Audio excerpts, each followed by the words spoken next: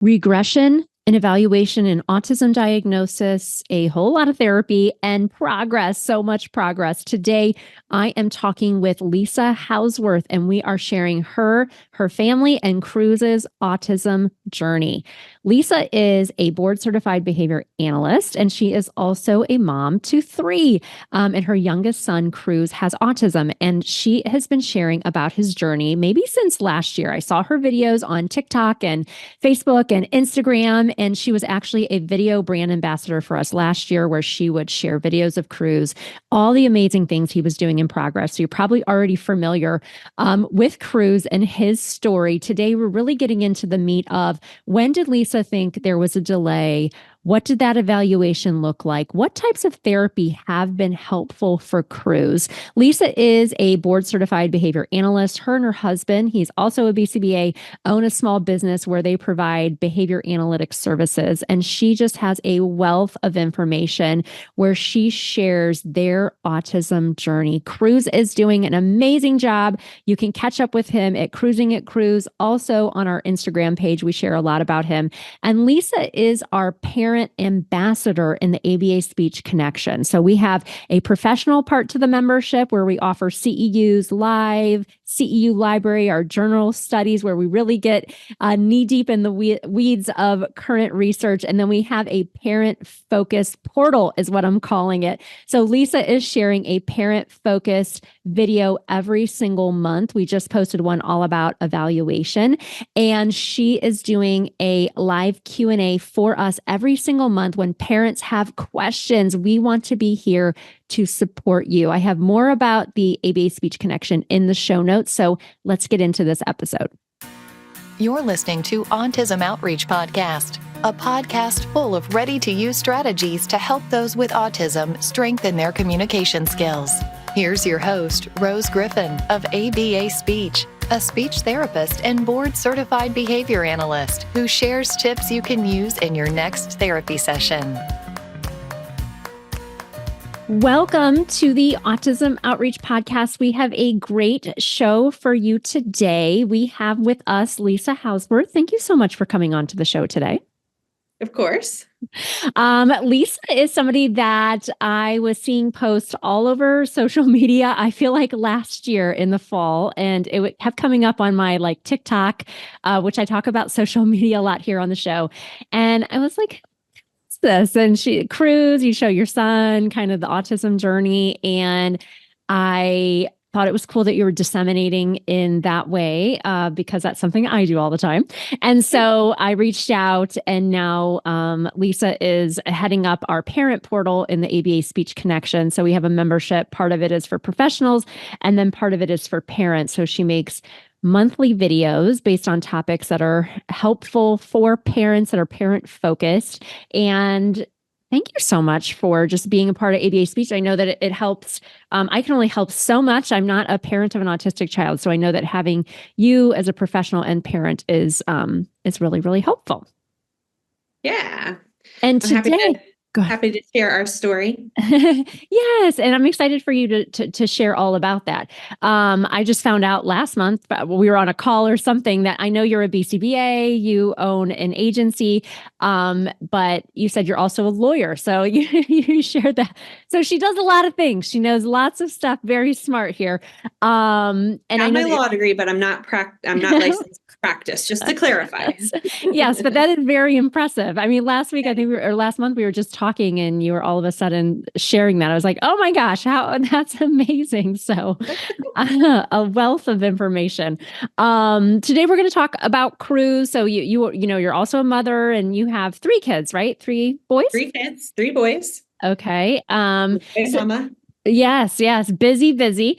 And Kruz has autism. He's your youngest. And I show videos of him. I'll remix. It's called remixing, on Instagram, of some of his, the videos that you share. I think one was the last one was maybe a conversation that Kruz was having with your husband, I believe. And so it's neat that you're sharing his journey, with communication and just with a lot of stuff. So, but what were the first indicators for you that Kruz might have just a delay in general? Sure. So when Kruz turned a year old, he wasn't really talking a whole lot and he wasn't gesturing like a lot of 1-year-olds, even if they're not having first words, which they probably would by a 1-year-old, but they would be gesturing, they'd be clapping, they'd be reaching when they wanted to be picked up, or they'd be pointing to things that they wanted to see. And Kruz really wasn't doing any of that. So my husband and I are behavior analysts. And so sometimes it's hard because we question ourselves, like, are we over analyzing our child's behavior? And so we reached out to our state's early intervention. We live in Ohio, and said like, hey, can you guys come out and evaluate? Just give us your opinion. And initially they were like, yeah, he has some speech issues. He should be doing more than he should with the speech and communication, but he's playing appropriately. He's making eye contact. He's doing all these other things. His gross motor skills and his fine motor skills were all great. So fast forward a few months, and I might be jumping ahead to your next question here, but fast forward to when he was about 19 months old, he regressed.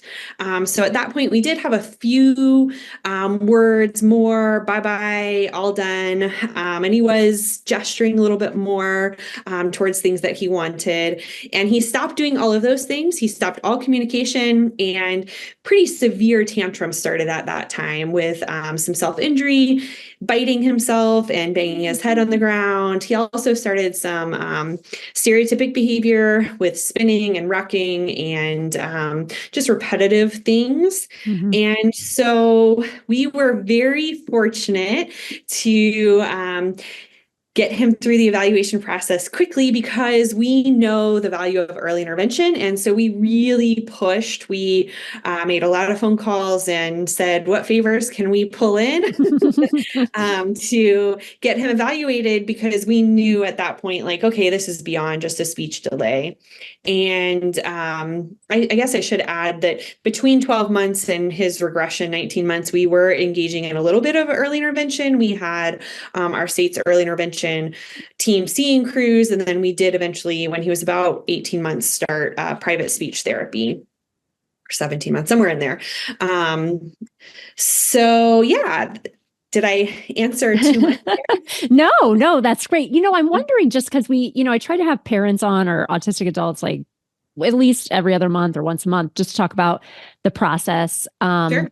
But I guess I'm wondering now, because I know that, in some areas and where you're at, it can be hard for some people, I guess, financially to get a diagnosis. I mean, I guess I've never asked this question before, but is an autism diagnosis and the evaluation they have to go through, part of that is covered by insurance, but maybe it's still expensive based on everybody has a deductible, everybody's healthcare insurance, but I just know, like, sometimes when I'm watching content that is put on by like autistic adults, one of the barriers to getting that formal diagnosis sometimes for some people is that financial burden. So I guess if you feel comfortable sharing, is that, a portion of that covered by insurance? Obviously, it's going to be different for everybody, but I know people are on these wait lists. And then I know sometimes when I'm watching content from older people, that formal diagnosis is sometimes a barrier because of the funding. And I just don't know how that all works. So, I think it's an interesting question, particularly now that I have connected with people literally all over the world,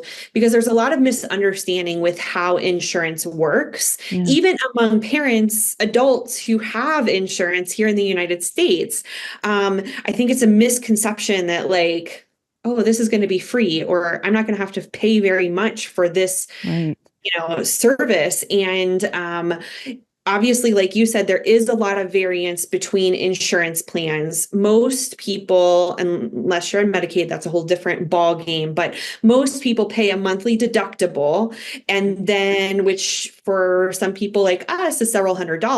Mm-hmm. And then you have your max out of pocket that you have to reach each year, which before your insurance will kick in and pay for all of it. And so for some people, that max out of pocket creates a real barrier to seeking evaluation or even seeking services. So like our max out of pocket is several $1,000s. So we pay a monthly premium, several $100s. And then in addition to that, we have a max out of pocket, which is several $1,000s. So when people, say to me about intervention or about evaluation, it's like, okay, it's not free. Like, yes, the insurance is helping, Right. but we're still making huge sacrifices to be able to provide for Kruz. Now, adults, the challenge also is sometimes it's hard to find a provider who will Hmm. even do the evaluation. Right. So that's like a whole, additional challenge. And you did mention waiting lists, and I think this is true all over the world, at least based on who I've talked to. Waiting lists for evaluation are a huge problem, especially when we talk about early intervention, because we know early intervention is so effective. Well, once you identify that your child has some needs, then you get on a waiting list for evaluation. Okay, so let's just say here where we were quoted 6 to 12 months for evaluation until we were able to basically pull in some favors. But Helps I to be mean, a BCBA or SLP with it helps to be relationships are a important, but yeah, who's been in yeah, the field for 20 years, 22 right. Yeah. years. Um, so um what I was going to say is, like, once you get the evaluate or once you identify needs, then you get on the waiting list for 6 to 12 months. Then you get then you get the diagnosis, which sometimes that paperwork takes another month or two. Hmm. Then you have to get on the waiting list for services, and that those waiting lists vary from area to area. So Hmm. really identifying those needs and working with your pediatrician or working with your state's early intervention or whatever that may look like, and then advocating for your child is really, really important. So important. You're right about the wait list. It's like, here you are. I think what's interesting and great is that autism is being diagnosed so much earlier because I've been in the field too, 20 plus years. And we would have kids maybe starting special education preschool or doing the evaluation at preschool and be like, oh, they just got diagnosed with autism. But now, like you're saying, with Kruz being so young, the wait list is still not the best. So that's why I think, it's nice to have you part of the parent part of the membership where, as Dr. Mary Barbera, my friend, says, the parent has to steer the ship. It's nice to have local providers here and especially in the United States, but based on where you're at, if you're in a rural area or, I was just talking to a provider in Washington State because we're licensed there and we provide some services. You literally cannot find professionals. It depends on where you're located. That's why the one nice thing about COVID, I think, is that we believe in teletherapy. It's always been an evidence-based practice, but it does work. It can be helpful. I think people are more open to that because you really have to then look at all your options. So for Kruz, you have him evaluated. You're told that he has autism, which were you probably were not surprised by that. Were you surprised by that or? No, we weren't surprised, but as a parent, you go into the evaluation and it's still heartbreaking. Like, Yeah. even though we were prepared to advocate for the label, for the diagnosis, it's still heartbreaking. It's heart-wrenching. It's not what you want to do. You don't want to put your kid into therapy, right? Like, this isn't Right. the life that we would choose for Kruz and for Hmm. our whole family because it's impacted all of us. But this is what we've got. And I, don't want to bring religion, but I think God has a plan for Kruz and we're here for it. And he's made a tremendous amount of progress through applied behavior analysis. And I know that that's one of your questions that you have Yes. to list, but are you okay with me jumping into that? Go for it. So what therapies, Lisa, have been helpful for Kruz? Obviously, it's awesome that you're a BCBA. I have a Yeah. lot of colleagues and friends in the field that either got into the field and then they have an autistic child. That dynamic is interesting, right? Because obviously you believe in the power of applied behavior analysis, as do I. So you get this diagnosis and then you start with ABA. I know you're doing stuff at home, but did you have other people helping? I don't know if I remember the answer to that question. Yeah, so we have a whole team of people who are helping us, a local agency, not mine, who have been providing ABA services. So he was diagnosed in December of 2022, and we were able to start ABA in January of 2023. from January of 2023 to June of 2024, he participated in about 25 hours a week of intervention with staff. Mhm. That's in addition to, music class and church, and he Yeah. did swim lessons on and off, and what his mom and daddy do with him too. Mhm. So he had people in his face literally like basically from the time he woke up in the morning until the time he went to bed. Yeah. When we started in January of 2023, he was nonverbal. He really wasn't following a lot of directions. Like we really questioned his receptive language. Wow. He was demonstrating really severe tantrums. When I say severe tantrums, he was headbanging daily. There were days where he was spending 4 or 5 hours tantruming. It was really hard. And Yeah. now, in June of 2024, so just about a month ago, we started to cut back a little bit. So he's still receiving ABA, but we're cutting back on the intensity. So he's spending some time with peers, with behavioral support, and then he does have some sessions at home as well. And he's conversational. He Mhm. is funny. He makes jokes and he knows that they're jokes. It's cute. Yeah, he's doing really well. We still have some behavioral challenges. We haven't seen the self-injury in a long time, but we're still working through some emotional regulation things. Like Yeah. when he gets upset, he gets really upset and he has a really hard time calming down. Yeah. Some transition issues. Mhm. So we have some good strategies in place, but for now, I think he's probably going to be continuing ABA for the foreseeable future. Yeah. He will be starting preschool in the fall with behavioral support, so I'm excited for that. But yeah, so I think ABA has been very helpful. We have also had him in weekly speech therapy for about a year now. Great. Prior to that, we had some consults with a speech therapist and an occupational therapist, but he's had consistent weekly speech therapy for about a year, and that's been really helpful too. She's brought a little bit of a different perspective to Kruz's speech and Oh, language, yeah. particularly early on with articulation issues, Oh. because he has not always been understood by non-familiar listeners. Oh.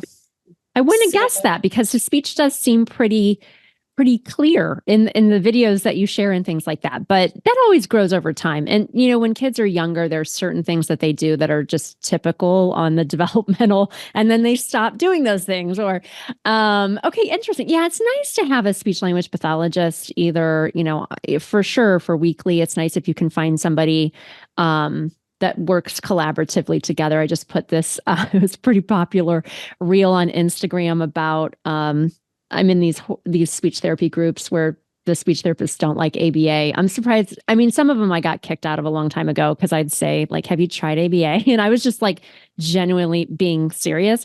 But I don't do that anymore. So anyway, one was like people saying on their private practice website as a speech language pathologist that they won't see any kids that are also getting ABA.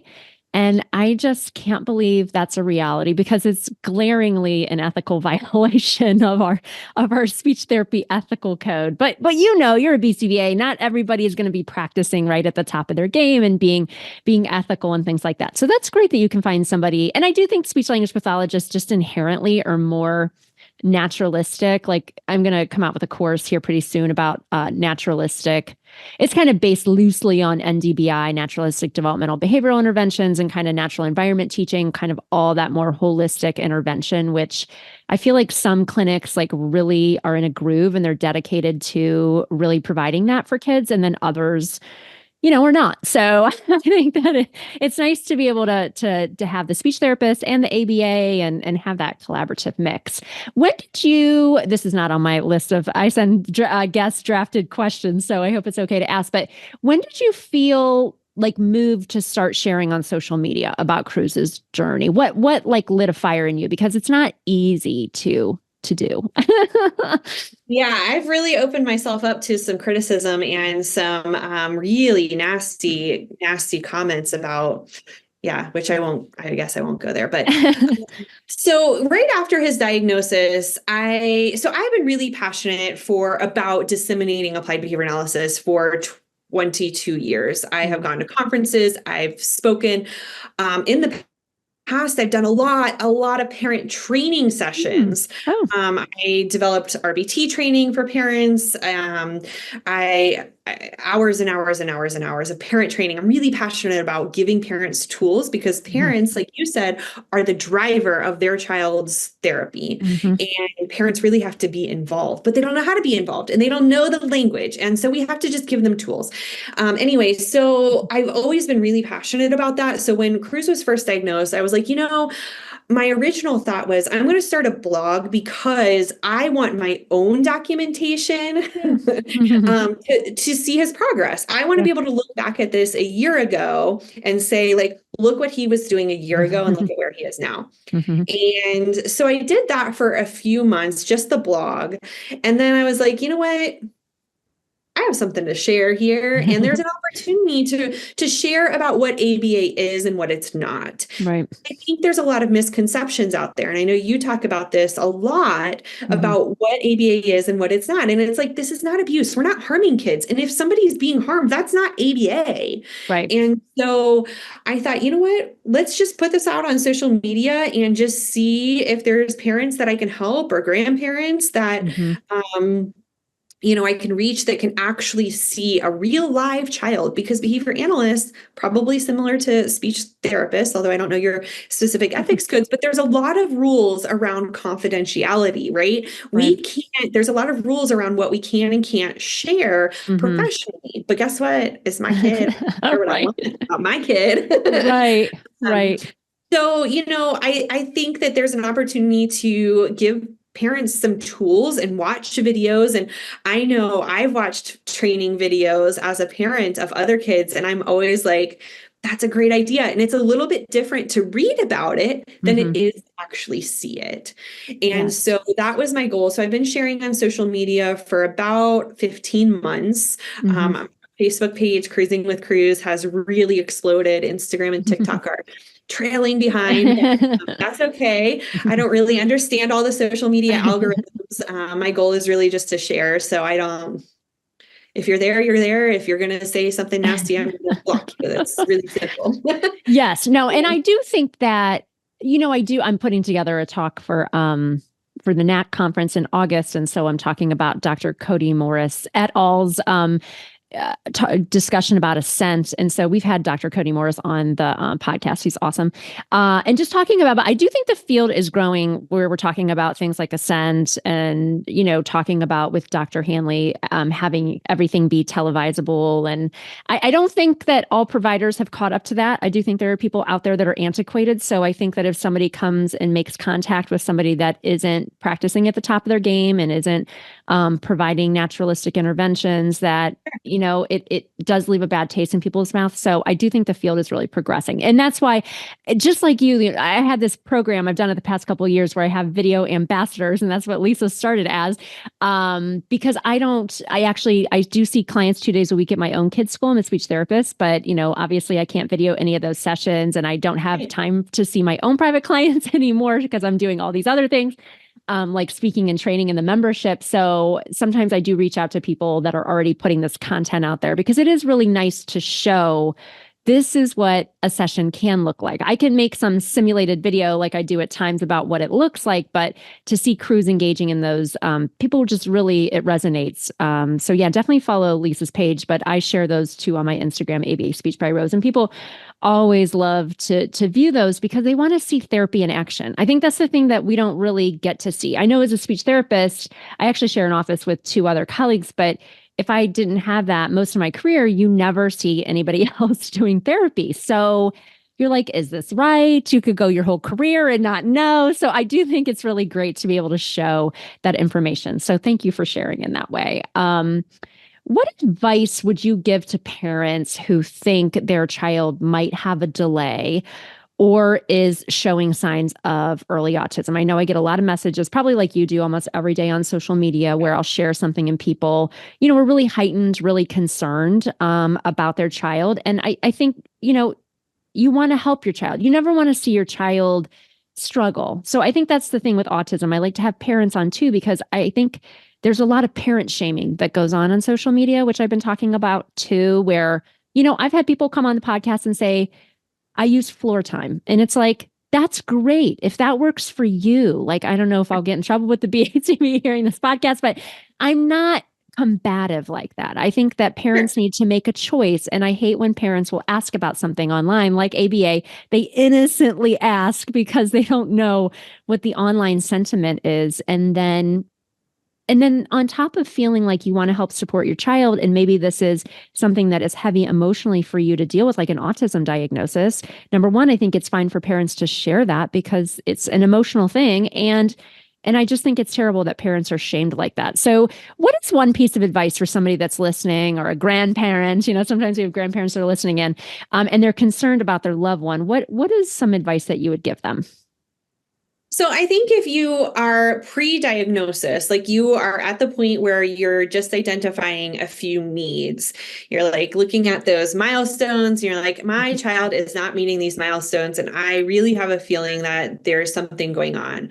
My number one recommendation is to advocate. That whole wait and see approach, I am not a fan of that. And I don't want to offend anybody. If that's your approach, then, like you said, more power to you. But I am a fan of let's get started with intervention. And if you get started with intervention a month, 2 months, 3 months, 6 months, whatever down the road, and you're like, we never needed to do this, then who cares? Then you're out that time and effort, but you're not going to regret it. I've never met a family who said, I regret doing this intervention because my kid didn't need it. Like, no, get started, give them the tools. And if they don't need it, then you just stop. But waiting, you're losing time in early intervention. And so advocate. Parents need to advocate, be confident in your abilities, be empowered. Don't accept no. If somebody tells you something that you think is incorrect, keep researching, keep asking.